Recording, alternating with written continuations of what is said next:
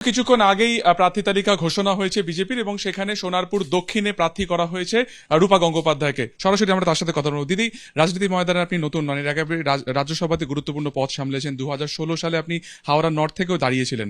এবার আপনাকে প্রার্থী করা হলো সোনারপুর দক্ষিণে, আপনার বিপরীতে রয়েছে লাভলি মৈত্র। কতটা কঠিন হবে লড়াই? দেখুন, পশ্চিমবঙ্গে যেভাবে আমরা মার খেয়েছি আর দিনের পর দিন, আমি তো সেটা ভুলিনি না। আমার কার্যকর্তারা মার খেয়েছে। বারুইপুরে আমরা গেছিলাম, আমাদের 5 জন মিলে মেরেছিল আমাদের কার্যকর্তাদের, সিপিএম এবং টিএমসি মিলে। তাদেরকে অ্যারেস্ট করানোর জন্য ওদের ঘোষালপুর বাড়িতে আমাকে 2-3টে রাত থাকতে হয়েছিল। সেজন্য আমি নাকি বন্দুক চালাতে পারি বলে আমাকে অনেক কথাও শুনতে হয়েছিল, আমি বলেছিলাম বলে। কিন্তু ওখানকার পুলিশে তো আমাকে বলেছিল যে আপনার সিআরপিএফ, তখন আমি অলরেডি এমপি হয়ে গেছি, তো কারণ তার আগে মারধর খেয়েছি বলে আমাকে সিআরপিএফ দেওয়া হয়েছিল। তো ওখানকার পুলিশই তো আমাকে এসে ভয় দেখিয়েছিলেন রাত্রেবেলা। এতগুলো মানে 100 লোক দাঁড়িয়েছে, তাদের সামনে আমাকে বলেছিলেন যে আপনার সিআরপিএফ তো বন্দুক চালাতে পারবে না, কারণ আমরা পারমিশন না দিলে আপনাকে রক্ষা করবে কে। তো এই দিনগুলো তো আমি ভুলিনি। আমি তো বলেছিলাম যে হ্যাঁ, আমি তো নিজেই বন্দুক চালাতে পারি, আত্মরক্ষার জন্য আইন আমি জানি, আমি বন্দুকগুলো কেড়ে নিয়ে নিজেই চালিয়ে নেবো। আপনি আমায় ভয় দেখালে হবে না, আপনি ধরে আনুন ওদেরকে। 5 জন। এবং পুলিশকে আমি পরিষ্কার বললাম যে আপনিও জানেন, আমিও জানি তারা কোথায় আছে, বানতলায় পালিয়ে গেছিল। তো এই দিনগুলো তো আমি ভুলিনি। ওখানে যে কটা বোমা ফ্যাক্টরি আছে, একজন মালিক বোমা ফ্যাক্টরি দিয়ে অ্যাক্সিডেন্ট হয়ে এক গাদা মানুষজন আহত হয়, নিহত হয়। তারপর সেটা 1 বছর 6 মাসের জন্য সে বন্ধ থাকে। তারপর সেটা ছেলের বউয়ের নামে সেই বোমা ফ্যাক্টরিটা আবার চালু করে দেওয়া হয়। আমার প্রশ্ন হচ্ছে, পশ্চিমবঙ্গে সাধারণ মানুষগুলো যখন ছোট ছোট বাচ্চাগুলোকে ডেইলি 100 টাকা 120 টাকা পাবে বলে এই বোমা ফ্যাক্টরিতে কাজ করাতে বাধ্য হচ্ছে, স্কুলে না পাঠিয়ে, তো এই দিনটা আর আমরা কতদিন দেখবো? আমরা জানি এর আগে যাদবপুর লোকসভার আন্ডারে পড়ে এই সোনারপুর দক্ষিণ, সেখানে 20,000 ভোটের লিড ছিল। তো এটাকে আপনি কি করে আপনার এই যে লড়াই সামনে আসছে সেটাকে আপনি আপনার তরফে আনবেন?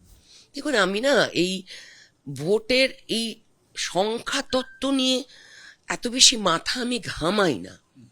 মানুষের কাছে পৌঁছানোটা অনেক বেশি প্রয়োজনীয়। মানুষ এটা ঠিক করে সেটাই হবে। আগের সমস্ত ইলেকশনে যা যা আপনাদের সংখ্যা তত্ত্ব আছে এবং তার যে তথ্যের বেসিসে আপনারা কথা বলেন, আপনারা ভুলবেন না যে এই এই মানে আমি সবাইকেই বলছি, মানে আমি আপনাকে বলছি না, প্রশ্ন করছেন বলে, আপনারা ভুলবেন না যে এখানে একটা রীতি রিবাজ ছিল ডেড ভোটারদের বাঁচিয়ে রাখা পশ্চিমবঙ্গে বহু বছর ধরে। আর একটা রীতি রেওয়াজ খুবই ভালো ছিল, মানে সবাই সেটা করেছেন, খুব স্মার্টলি করেছেন এবং সেটাতে পোক্ত হয়েছেন যে জব কার্ড নিয়ে নিয়ে চলে যাব, সাদা থান দিয়ে আসবো বাড়িতে, তাই তো? এর অবসানটা কবে হবে? আমি মানুষের কাছে সত্যি সেটুকুই বলবো, মানুষের উপর ছেড়ে দেবো। আপনার বিপরীতে রয়েছেন লাভলি মৈত্র, বামেদের তরফেও মহিলা রয়েছেন। কতটা লড়াই কঠিন হবে? দেখুন, 3 জনেই মহিলা আমরা, এবং আমি বাকি 2 জনের প্রতি একদম সম্মান জানি, নমস্কার জানি, তাদের শুভকামনা নিশ্চয়ই দেব। কিন্তু আমি এটা জানি যে মানুষ বিজেপিকেই চাইছে। একাধিক ভাতা রয়েছে, আপনার লক্ষ্মী ভান্ডার রয়েছে, সেটাকে কি করে আপনারা মোকাবিলা করবেন? ভাতা, দেখুন, যে ক্ষেত্রে মানুষের একটা আর্থিক সহযোগিতার দরকার পড়ে, যাদের দরকার পড়ে তাদের অবভিয়াসলি পাওয়ার কথা। তো সেটা তো কারোর টাকা নয়, কারোর ব্যক্তিগত টাকা থেকে তো দিচ্ছেন না কেউই, তাই না? তো সেখানে এটা জনগণের টাকা, জনগণের করের টাকা, আমার আপনার ট্যাক্সের টাকা। তো সেখানে যেমন লক্ষ্মীর ভান্ডার আছে, তেমন অন্নপূর্ণা ভান্ডার থাকছে। তো আমি বলছি না যে এই ভান্ডারটাই আপনার একমাত্র সহায়ক, সেই করে তো জীবন কাটবে না। আপনার ছেলে মেয়ে যে স্কুলে, আমি আপনাকে একটা এক্সাম্পল দিই, 2017-18 আমার কাছে বেশ কিছু স্কুলের, সারা ভারতেরই হয়েছিল, স্কুলের এক্স্যাক্টলি কি কি সিচুয়েশন অল ওভার ইন্ডিয়া, মানে সাধারণ স্কুলগুলো, ছোট স্কুলগুলোকে, সেটা দেখার জন্য একটা ফোনগুলোকে নিয়ে যাও, কেউ এখান থেকে নিয়ে যাও, তো সেটা দেখার জন্য একটা সমীক্ষা করা হয়, ভারতবর্ষেই করা হয়েছে। সেখানে দেখছিলাম যে ক্লাস 3-4 অব্দি মোটামুটি বাচ্চাগুলো পড়াশুনো করে। তারপরে আস্তে আস্তে সংসারে অশান্তি, আর্থিক সমস্যা, নানান রকম, মেয়েদের একটা অন্যরকম সমস্যা ছিল, তাই না? বাথরুম যেতে না পাওয়া, তারপরে ছেলেদের একটা অন্য সমস্যা, কারণ সংসারে প্রবলেম, কি করব, বাবার হাত বাটাতে একটা দোকানে হয়তো ঢুকে গেলাম কাজ করতে। এই কারণে আস্তে আস্তে পড়াশুনোর মান এবং ড্রপ আউটস এগুলো বারবার বাড়তে থেকেছে আস্তে আস্তে। তো এগুলোর তো একটা স্থায়ী সমাধান দরকার। এই যে স্বাস্থ্য কেন্দ্রগুলোর এই দুর্দশা, এ তো স্থায়ী সমাধান দরকার। প্রত্যেকটা কিছু হলে কিছু সামান্য কিছু হলেও মানুষকে পিজি দৌড়তে হবে। তো পিজি তো একটা মানে কি বলবো, এটা কলকাতা সম একটা হাসপাতাল নয়, তাই না? তো কত মানুষকে পিজি একা কেটার করবে? তো আপনি পুরো সোনারপুর, বারুইপুর, পুরো ওই দিকটা দেখুন না, কি দুর্দশা স্বাস্থ্যকেন্দ্রগুলোর। কোথায় একটা কিচ্ছু চলে? তো সেখানে মানুষের স্বাস্থ্যকেন্দ্র প্রয়োজন আছে, মানুষের পরিচ্ছন্ন জল। আজও পশ্চিমবঙ্গে দাঁড়িয়ে আজও পেয়ারাগুলো বিক্রি হয় একটা জলের ড্রামে, তার মধ্যে সবুজ রং ফেলে তাই দিয়ে পেয়ারাগুলো বিক্রি হয়, ফলগুলো রং করা। আপনি কি বলেন, এটা কি উচিত?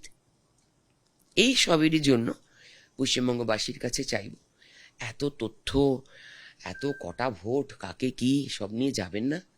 মানুষ, আপনি নতুন করে শান্তিতে বাঁচতে চান কিনা? যদি চান তাহলে একবার ভারতীয় জনতা পার্টিকে সুযোগ দিন। সবাইকে দিয়েছেন, একবার তো আমাদের দিন। আমরা কথা বলছিলাম রূপা গঙ্গোপাধ্যায়ের সাথে। কিছুক্ষণ আগেই যে বিজেপি প্রার্থী তালিকা ঘোষণা হয়েছে, সেখানে সোনারপুর দক্ষিণ থেকে তাকে প্রার্থী করা হয়েছে, এবং তিনি যেটা বললেন যে তিনি ক্ষমতায় আসলে যে হিংসার রাজনীতি হচ্ছে সেটার অবসান তিনি করবেন। ক্যামেরায় প্রীতম চক্রবর্তীর সঙ্গে সুকান্ত মুখোপাধ্যায়, এবিপি আনন্দ, কলকাতা। দুটি আসনে লড়াই, এবং কার্যত পশ্চিমবঙ্গে বোধহয় প্রথমবার দুটি আসনে লড়ছেন কোন বিরোধী দলনেতা।